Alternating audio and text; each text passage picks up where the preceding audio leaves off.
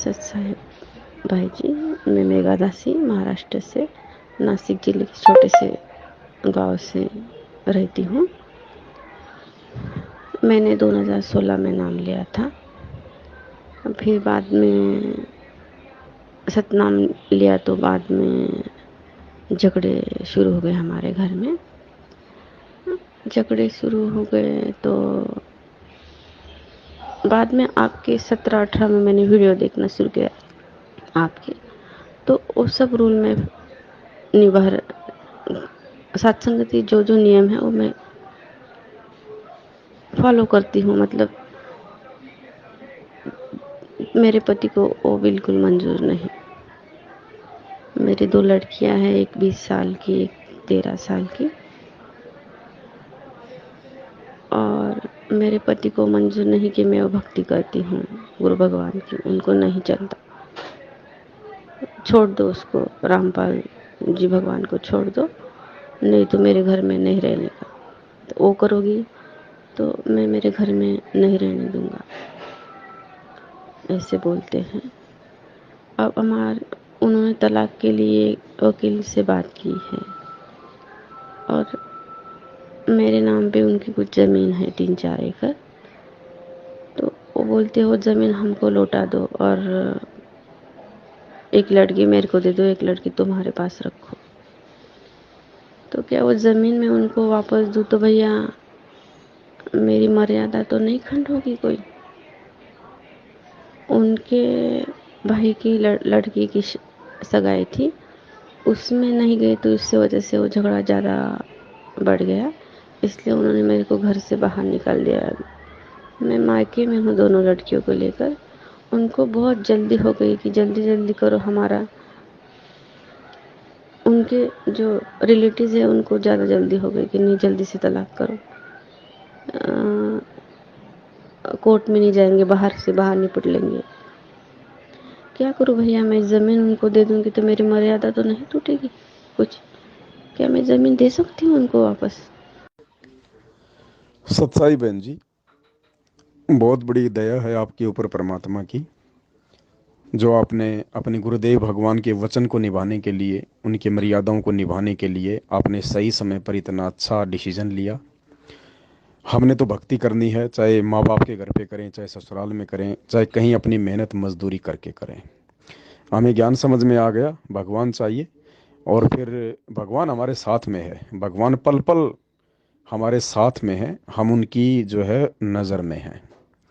अगर मर्यादा में है तो परमात्मा हमारा बाल विवाह का नहीं होने देगा। बाकी छोटे मोटे उतार चढ़ाव तो जिंदगी में बहन जी आते ही रहते हैं। आपके पति यदि काल प्रेरणा से आपको अपने पास नहीं रखना चाहते हैं, आपको यदि वो तलाक देना चाहते हैं, तो कोई बात नहीं। आप उनको बोल दीजिए, भाई मेरी तरफ से तो तलाक ही है, कोई दिक्कत नहीं, आपने मुझे घर से निकाल दिया, मैं आपके घर से आ गई, ना मैं कोर्ट में गई, ना मैंने आपकी कोई शिकायत की, ना मुझे आपसे कोई दिक्कत है। मैं अपने बच्चों को लेके या जैसा भी है मैं अपने माता पिता के घर आ गई हूँ। अब जब तक आप मुझे नहीं बुलाओगे तब तक मैं आपके घर पे नहीं आने वाली। तो मेरी तरफ से तो आपको तलाक ही है। क्यों कोर्ट में जाके अपना समय बर्बाद करते हो? क्यों कोर्ट में जाके अपना पैसा बर्बाद करते हो? मेरी तरफ से तो आपको तलाक ही है। जब तक आप नहीं कहोगे तब तक मैं आपके घर पे नहीं आने वाली। और आपके घर पे यदि मैं आऊंगी तो मेरे तो वही नियम कायदे कानून है, मेरी तो वही भक्ति है, वही मर्यादा है, मुझे तो वही करना है। तो आपने बुलाना है या नहीं बुलाना है ये आपके ऊपर निर्भर करता है, मैं आपके ऊपर डिपेंड नहीं हूँ। मैं अपने परमात्मा के भरोसे हूँ, अपने परमात्मा के आश्रित हूँ। अब मेरा परमात्मा चाहे मेरे माता पिता के माध्यम से मेरा पेट भरे, या मेरे माता पिता भी अगर मुझे कल को नहीं रखें, तो भले मैं अपनी मजदूरी करूंगी, मेहनत करूंगी, जैसे भी करूंगी, ये मेरा परमात्मा जाने और मैं जाना।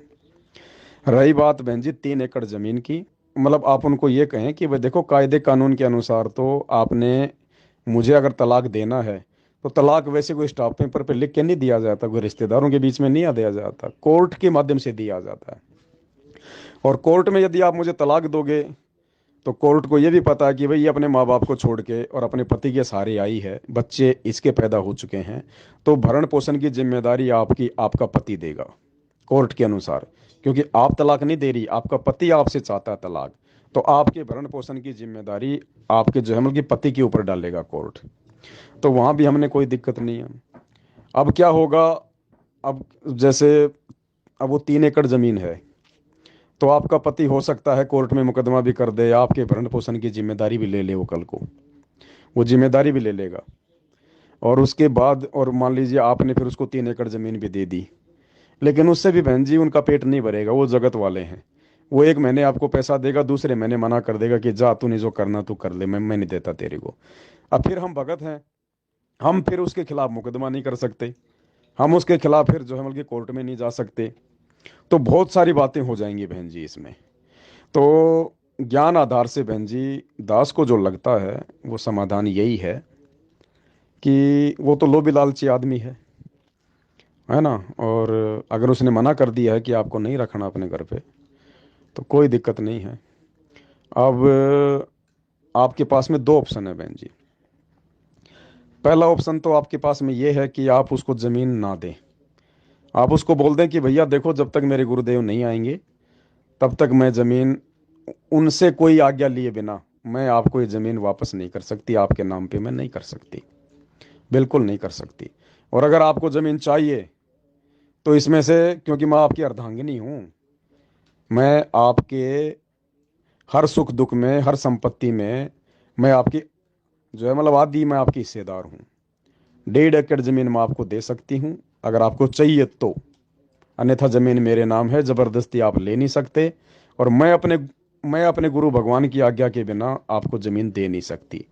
फिर भी अगर आपको ज़मीन चाहिए तो मेरे हिस्से की मैं अपने पास में रखूंगी, बाकी 1.5 एकड़ ज़मीन मैं आपको दे दूंगी। क्योंकि भाई मैं कहाँ रहूंगी, मैं क्या खाऊंगी। आपने तो धक्के मार दिए जैसे कोई जमल की भिखारी को मारते हैं, आपने तो कोई रिश्ता नहीं निभाया। मैं अपनी भक्ति के लिए तो मर्यादा निभा रही हूँ। बाकी मैंने आपके कोई कपड़े धोने से, आपके बच्चों के लालन पालन से, आपके माँ बाप की सेवा से मना किया तो बताओ।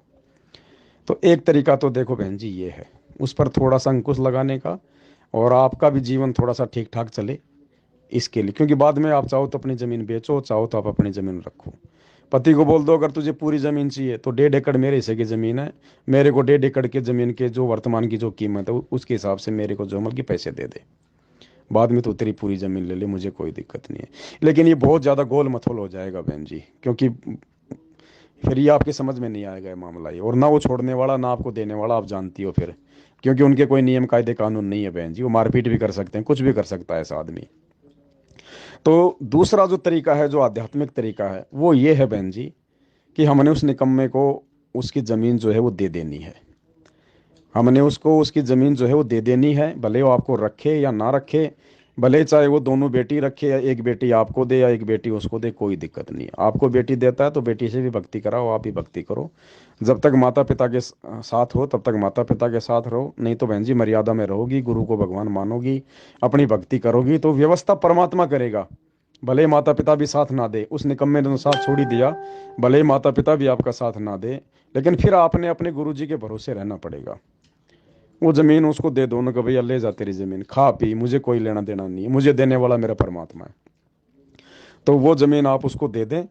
लेकिन उसके बाद बहन जी एक चीज़ आप ध्यान रख लेना, अगर उसने आपको छोड़ दिया है, भले वो तलाक दे ना दे, कोर्ट में जाए ना जाए, लेकिन वैसे तो उसने छोड़ ही दिया, आपने भी उसको जमीन दे दी। उसके बाद बहन जी मुड़कर ऐसे नीच व्यक्तियों के घर की तरफ नहीं देखना। अगर आपने वापस मुड़कर इतना संघर्ष करके, इतना सब कुछ करके, अगर वापस यदि आपने उस परिवार की ओर मुड़ के देख लिया, किसी भी मोह ममता में आके यदि आप उस परिवार में वापस चली गई, 10 आदमी उस परिवार के आएंगे, तुम्हारे पैर पकड़ेंगे, चलो बेटी गलती हो गई। यदि आप जिंदगी में फिर उस परिवार में वापस यदि आप चली गई, जब तक आपका गुरु आपको आज्ञा ना दे तब तक, यदि उससे पहले आप उसी आदमी के पास में रहने लगी, फिर परमात्मा आपसे नाराज हो जाएगा। फिर आपने पूर्णतया अपने परमात्मा पे आश्रित रहना है। जब तक माता पिता के साथ हो बहुत अच्छी बात है, जिस दिन माता पिता हाथ खड़े कर दें उस दिन अपना कहीं भी मेहनत मजदूरी कर लेना बहन जी, 2 रोटी चाहिए आपको, परमात्मा देगा। दुनिया किराए के मकानों में रहती है, दुनिया फैक्ट्रियों में काम करती है, किसी भी शहर में जाके। और फिर आपके साथ तो भगवान है बहन जी, आगे से आगे आपकी व्यवस्था जो है वो परमात्मा करेगा। तो दास, तो ये 2 तरीके आपको बता दिए हैं। देखो, अगर टेंशन लेना चाहती हो तो बहन जी वो जमीन, वही बात है भाई, वो कानूनी हिसाब से फिर सारा काम होगा। फिर आपको कानून के हिसाब से फिर आपको मतलब जो है मतलब कि वो तलाक लेना पड़ेगा। कानून के हिसाब से फिर कानून बोलेगा भैया इसका भरण पोषण दो, आपने जो मतलब कि भरण पोषण की जिम्मेदारी अपने पति पे डालनी पड़ेगी, वो हाँ भर लेगा वहाँ तो। फिर अगले महीने आपको मना कर देगा और ज़मीन भी ले लेगा। फिर आप क्या करोगी? कुछ नहीं कर सकते, लड़ाई झगड़ा करोगी, उल्टा मुकदमा करोगी, आप हमेशा टेंशन में रहोगी, भक्ति नहीं बन पाएगी। और हमने तो भक्ति करनी है बहन जी। तो दूसरा जो तरीका है सबसे बढ़िया बहन जी, आप अपने गुरुजी के आश्रित हो जाओ, अपने गुरुजी के आश्रित हो जाओ, अपने भगवान के आश्रित हो जाओ। मीराबाई जब अपनी भक्ति और मर्यादाओं को बचाने के लिए अंत समय में, बिल्कुल जब ऐसा हो गया कि भाई अब ये इस घर में नहीं रहने देगा, मीरा ने वैसे परिवार नहीं छोड़ा, कोई अपनी खुशी से परिवार नहीं छोड़ा, छोटी मोटी समस्याओं में परिवार नहीं छोड़ा, बिल्कुल जब बिल्कुल एंड पे आ गई बात है कि भाई अब तो ये जीने नहीं देगा, उस समय मीरा ने दुखी होके और अपनी भक्ति के लिए परिवार छोड़ा था। तो जब मीरा ने परिवार छोड़ा था बहन जी, तो आधी संपत्ति तो उसके पति की भी तो थी, क्योंकि पहले जो राजा था उसका पति था, उसके पति के मरने के बाद में वो जो है उसका देवर बन गया। तो मीरा को भी तो हक था उस संपत्ति पे आधा। लेकिन मीरा ने कोई संपत्ति वंपत्ति की बात नहीं करी, मीरा ने कोई राजपाट की बात नहीं करी, कोई मुकदमे की बात नहीं करी, भगवान के नाम पे लेके अपने दो जोड़ी कपड़े निकल गई चुपचाप। तो दूसरा तरीका यही है बहन जी, आप वहां से तो आ ही चुकी हो, अपने माता पिता के पास रह रही हो, अच्छा है, माता पिता के यहाँ अपना काम करो, जब भी उनकी खेती बाड़ी है या उनका जो भी काम धंधा है उनका भी हाथ बटाओ, उनका खाना बनाओ, उनका झाड़ू पोछा करो, वो तो सेवा होगी एक प्रकार की। और साथ में दो रोटी आपको मिल जाएंगी, बढ़िया आपकी भक्ति हो जाएगी, है ना। और जिस दिन माता पिता को भी लगे कि भाई हम आपको नहीं रखेंगे, तो उस निकम्मे आदमी के पास वापस नहीं जाना आपने, परमात्मा के नाम पे कहीं दो कदम आगे बढ़ा देना, आगे आगे परमात्मा व्यवस्था करेगा। क्योंकि फिर आप जो जो सब कुछ ये कर रही हो ना, आप फिर ये कोई अकेले नहीं कर रही, फिर भगवान आपके साथ में, इतना फिर आपको विश्वास भी होना चाहिए, फिर परमात्मा देखेगा आगे सब कुछ। लेकिन टेंशन में ना रहना बहन जी, लफड़ा मत रखना फिर कोई।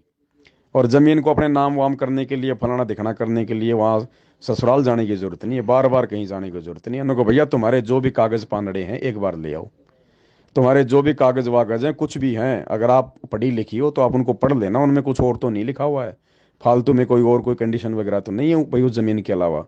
और अगर कोर्ट में जाना पड़े एक बार, जैसे मान के तहसील में रजिस्ट्री के समय, एक बार उनको भैया जब वो तुम्हारा फाइनल दिन आ जाए कि आज मुझे जाके साइन करना है, उसी दिन जाके साइन वाइन वहां पे जो है वो कर देना, उसके बाद सीधा आप अपने घर पे आ जाना। लफड़ा मत रखना, टेंशन मत लेना, फिर वो खाएगा बेचेगा जमीन को, क्या करेगा, वो दूसरी शादी करेगा नहीं करेगा, भाड़ में जाए, फिर आपके लिए वो मर चुका है। आपने फिर टेंशन नहीं लेनी बिल्कुल भी किसी भी प्रकार की। उस आदमी को आपने भुला देना अपनी जिंदगी से कि वो था ही नहीं, मेरे संपर्क में आया नहीं था, मैं तो कुंवारी हूं बस, मैं तो अपने भगवान की भक्ति कर रही हूँ बस। फिर आपने ये सोच के अपनी भक्ति करनी है। फिर पीछे से चाहे वो गांव को लेके आए, चाहे रिश्तेदारों को लेके आए, आपके पैर पकड़े वापस ले जाए, बिल्कुल उस आदमी को, उस निकम्मे व्यक्ति को अपने दिल से हटा देना बहन जी।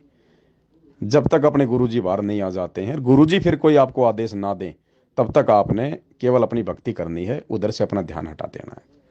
इस प्रकार से बहन जी दास की तो यही प्रार्थना है, बाकी देखो आपकी अपनी समझ है, आपका अपना विवेक है। बंदी छोड़ सतगुरु रामपाल जी भगवान की जय हो।